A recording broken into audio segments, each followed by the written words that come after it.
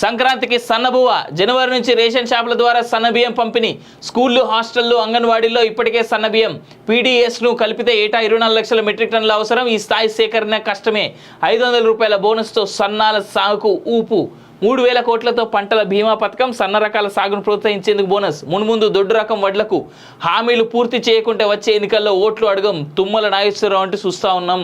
తుమ్మల గారు మీరు సమాధానం చెప్పాల్సినటువంటి అవసరం ఉన్నది. ఎందుకంటే మీరు ఆల్రెడీ చెప్పింది ఏంది, మేము వరికి లేదా వడ్లకి 500 రూపాయలు బోనస్ ఇచ్చి కొంటామన్నారు. కేవలం సన్న వడ్ల ఇరి లేదంటే సన్న బియ్యం వండి ఇరి మేము ఆ 500 రూపాయలు సన్న వడ్లకే మాత్రమే ఇస్తామని చెప్పేసి మీరు చెప్పలే. ఒకసారి మీరు మీ సీఎం గారు ఇచ్చినటువంటి మాటను మీరు బాహాటంగా చదువుకోవాలి లేదా వినాలి. మీ చెవులు పనిచేయకపోతే చెప్పరు, మేమే మాకు ఆలోచన టీవీ నుంచి తీసుకొచ్చి మైకులు స్పీకర్లు పెట్టి మీకు వినిపిస్తాం, చదివిపిస్తాం మీతో, లేదా మేమే చదివి చెప్తాం అంటా ఉన్నాడు ఈయనే తుమ్మల నాగేశ్వరరావు. మొన్న ఎక్కడో మీటింగ్లో ఇలా మురుగుతున్నారు 500 రూపాయల బోనస్ అనౌన్స్ చేయగానే అనేటువంటి మాట. మీరు ఒక పదవిలో ఉన్నారు, ప్రజలకి ఒక పనిమంతుల్లాగా మిమ్మల్ని ఎన్నుకున్నారు. మీరు ప్రజల కోసం ప్రజల చేత ప్రజల ఓట్ల ద్వారా ఎన్నికైనటువంటి ప్రతినిధులు. మీరు రాజులు కాదు, మీరు గమనించుకోండి. ఇది మాటలు జారే ముందు జర జాగ్రత్త. తుమ్మల గారు అట్లే మిగిలిన ఎమ్మెల్యేలు ఎంపీలు ఎవరైతే ఉన్నారో వాళ్ళు కూడా ప్రజాక్షేత్రంలో ఉన్నారు, ప్రజలు ప్రతిదీ గమనిస్తూ ఉన్నారు. ఒకటి సన్న వడ్లకే కాదు, పూర్తిగా ఈ రాష్ట్రంలో వడ్లు పండించే ప్రతి రైతుకు 500 రూపాయల బోనస్ మీరు అనౌన్స్ చేయాలి, ఖచ్చితంగా చేసి తీరాల్సిందే.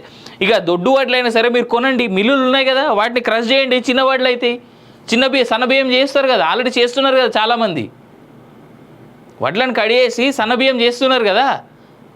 దొడ్డు వడ్లు కూడా కొనండి, కొనేసి వాటిని సన్న బియ్యం చేసి ఇవ్వండి. అండ్ వాస్తవం ఏంటంటే సన్న బియ్యం కంటే కూడా దొడ్డు బియ్యంలోనే ప్రోటీన్స్ ఎక్కువ ఉంటాయని చెప్పేసి చెప్తా ఉన్నాయి మనకు ఉన్నటువంటి ఈ సంస్థలన్నీ, ఫుడ్ సేఫ్టీ సంస్థలన్నీ. ఆ విధంగా ఎందుకు ఆలోచనలు పోతలేవు మీకు నాకు అర్థం కాదు. అంటే మీకు తెలిసిన వాళ్ళు ఎవరైనా వండిస్తున్నారా స్పెషల్గా?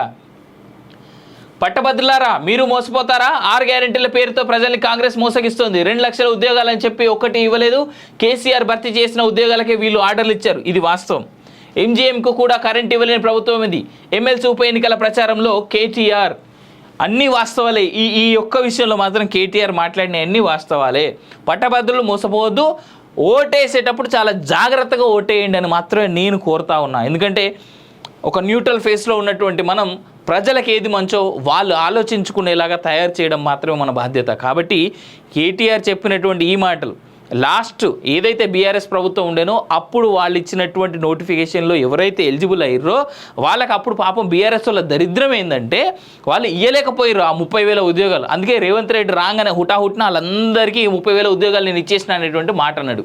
ఇక రెండో విషయం, నాకు తెలిసి అయితే రాకేష్ రెడ్డి ఎవరైతే బీఆర్ఎస్ నుంచి ఉన్నాడో అతను చాలా తెలివిమంతుడు. ఇంకోటి ఏంటంటే చదువుకున్నాడు. గుజ్జుల ప్రేమేందర్ రెడ్డి సీనియర్ ప్లస్ మంచోడు. తీన్మార్ మల్లన్న కాంగ్రెస్ నుంచి నిల్చుంటున్నాడు.